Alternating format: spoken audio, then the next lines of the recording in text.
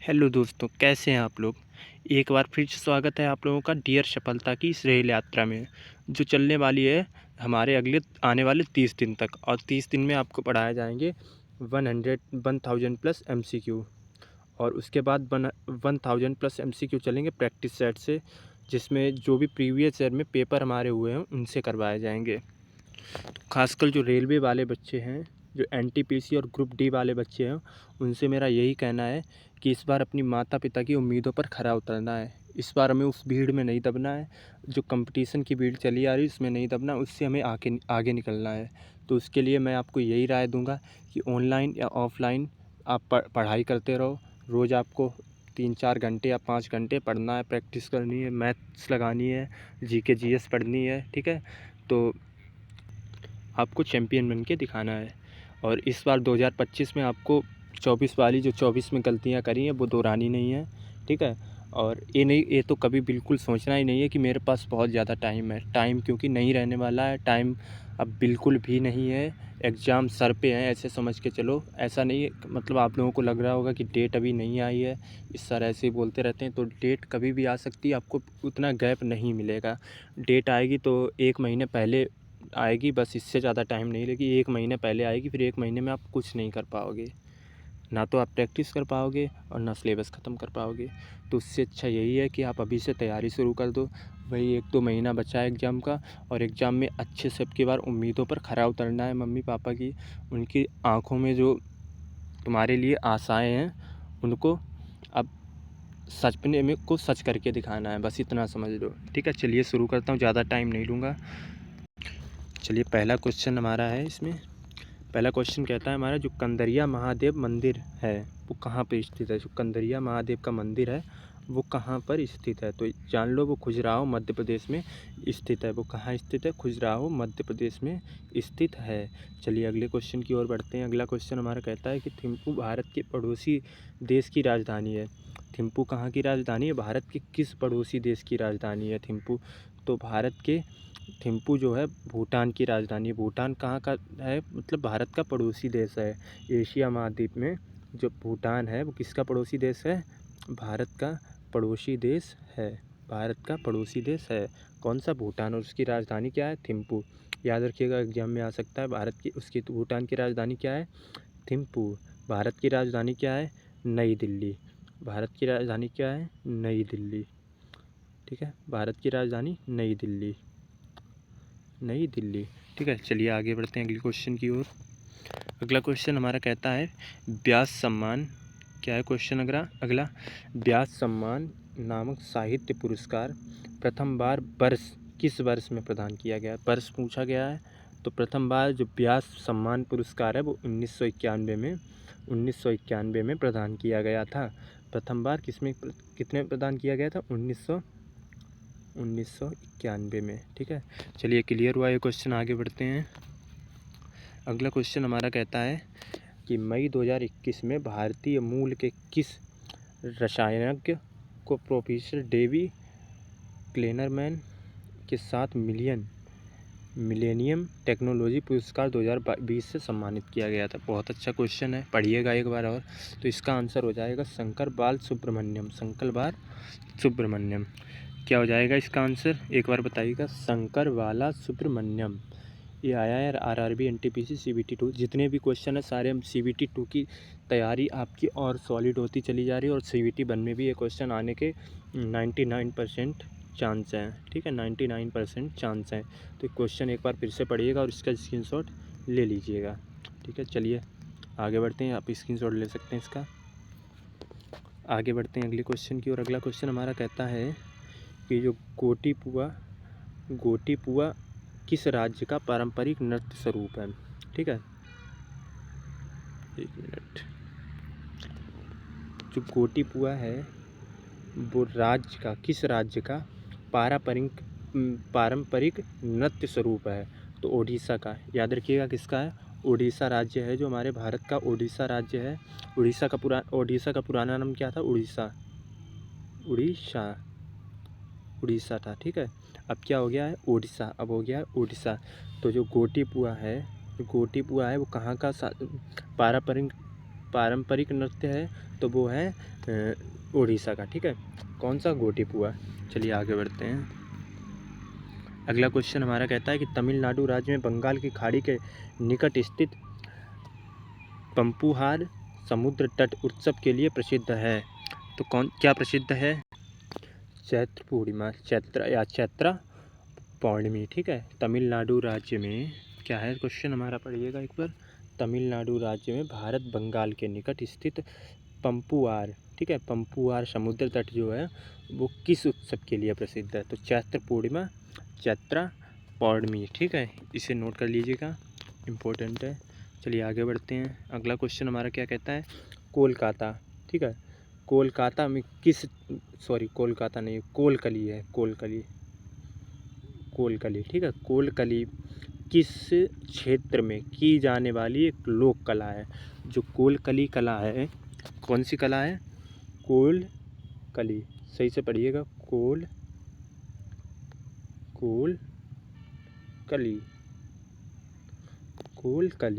जो कोलकली कला है वो किस राज्य में, किस क्षेत्र में की जाने वाली कला है? केरल का क्षेत्र, कौन सा क्षेत्र? उत्तरी मालाबार क्षेत्र। जो कोलकली कला है वो केरल के उत्तरी मालाबार क्षेत्र में की जाने वाली एक लोक कला है। ठीक है, चलिए आगे बढ़ते हैं अगले क्वेश्चन की ओर। ठीक है, अगला क्वेश्चन हमारा कहता है कि जो किसने 1947 में भारत की स्वतंत्रता के अवसर पर लाल किले पर शहनाई वादन किया था? किसने, जो भारत की स्वतंत्रता के अवसर पर 1947 में भारत स्वतंत्र कब हुआ था? अगर किसी को भी पता है तो कमेंट करके बता सकता है। ठीक है, भारत स्वतंत्र कब हुआ था? तो किसने 1947 में भारत की स्वतंत्रता के अवसर पर लाल किले पर शहनाई वादन किया था? तो कौन है? बिस्मिल्लाह खान ने 1947 में स्वतंत्रता के अवसर पर लाल किले पर शहनाई का वादन किया था। ठीक है, चलिए आगे बढ़ते हैं अगले क्वेश्चन की ओर। अगला क्वेश्चन हमारा कहता है कि कौन सा शहर भारत की सिलिकॉन वैली के रूप में जाना जाता है? अब सिलिकॉन वैली का मतलब क्या होता है? चोटी। ठीक है, चोटी पहाड़ की या कुछ भी। ठीक है, तो सिलिकॉन वैली के रूप में उभरा है कौन सा क्षेत्र? तो वो है बेंगलुरु। मतलब यहाँ पे टेक्नोलॉजी बहुत ज़्यादा विकसित है। यहाँ पे जो टेक्नोलॉजी है वो सबसे ज़्यादा यहीं विकसित है, तो इसीलिए सिलिकॉन वैली के रूप में जाना जाता है। ठीक है, चलिए आगे बढ़ते हैं अगले क्वेश्चन की ओर। अगला क्वेश्चन हमारा कहता है कि मणिपुर की विशेष मार्शल नृत्य शैली है। कौन सी नृत्य शैली? मणिपुर की विशेष मार्शल नृत्य शैली है जिसमें कौशल, रचनात्मक और स्फूर्ति का अंगूठा प्रदर्शन शामिल है। ठीक है, जिसमें कौशल, रचनात्मक और स्फूर्ति का अनूठा प्रदर्शन शामिल है और जिसमें कलाकार नकली लड़ाई अनुक्रम में अभिनय करते हैं। नकली लड़ाई अनुक्रम का मतलब हुआ कि उसका नाटक करते हैं। जो लड़ाई मार्शल में हमें सिखाया जाता है तो उसका क्या करते हैं? नाटक करके मतलब मनोरंजन करते हैं। ठीक है, तो वो कौन सी है?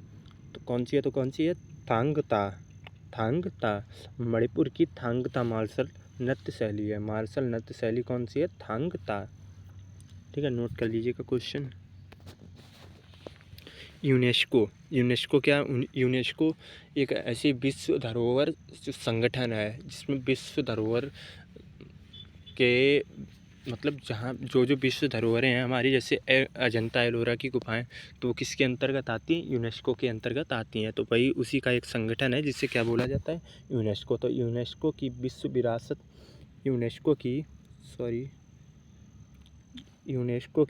विरासत सूची में शामिल होने वाला 40वां भारतीय स्थल किस राज्य में स्थित है? 40वां भारतीय स्थल है वो किस राज्य में स्थित है? तो वो किस में स्थित है? वो है गुजरात में। किसमें स्थित है? गुजरात में स्थित है। ठीक है, चलिए आगे बढ़ते हैं।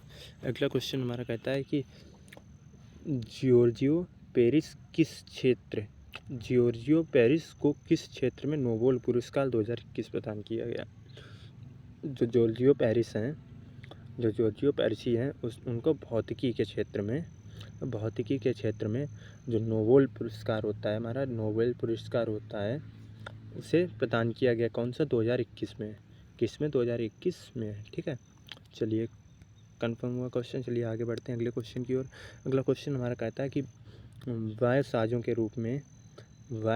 रूप में तानपुरा और पखावज के साथ पुरुषों द्वारा पारंपरिक रूप से किस गायन शैली का प्रदर्शन किया जाता है। ठीक है, क्या कहता है क्वेश्चन, बाह्य साजों द्वारा, किसके द्वारा, बाह्य साजों के रूप में, बाह्य साजों के रूप में तानपुरा और पखावज के साथ पुरुषों द्वारा पारंपरिक रूप से किस गायन शैली का प्रदर्शन किया जाता है। तो कौन सी गायन शैली है, तो ध्रुपद, ध्रुपद गायन शैली है, ध्रुपद, ध्रुपद, ध्रुपद गायन शैली है। ठीक है, कौन सी गायन शैली है, ध्रुपद गायन शैली। चलिए अगले क्वेश्चन के लिए आगे बढ़ते हैं। अगला क्वेश्चन हमारा कहता है कि जो 2020 में प्रकाशित अपनी पहली पुस्तक आ बर्निंग के लिए किस साहित्य अकादमी युवा पुरस्कार 2021 से सम्मानित किया गया है। जो 2020 में प्रकाशित होने वाली आ बर्निंग है, उसके लिए किसे साहित्य अकादमी युवा पुरस्कार 2021 सम्मानित किया गया। तो कौन है, मेघा मजूमदार, मेघा मजूमदार, मेघा मजूमदार। ठीक है, याद कर लीजिएगा, मेघा मजूमदार। चलिए आगे बढ़ते हैं अगले क्वेश्चन की ओर। अगला क्वेश्चन हमारा कहता है कि जो 2008 में भारत रत्न से सम्मानित पंडित भीमसेन जोशी ख्याल गायन के लिए प्रसिद्ध थे। कौन, भीमसेन जोशी ख्याल गायन के लिए प्रसिद्ध थे और किस घराने से संबंधित थे। जो भीमसेन जोशी ख्याल गायन के लिए प्रसिद्ध थे वो किस घराने से संबंधित थे। तो किस घराने से संबंधित है, किराना घराने से संबंधित है। किससे संबंधित है, किराना, किराना घराने से संबंधित थे, किराना घराने से संबंधित थे। चलिए आगे बढ़ते हैं अगले क्वेश्चन की ओर।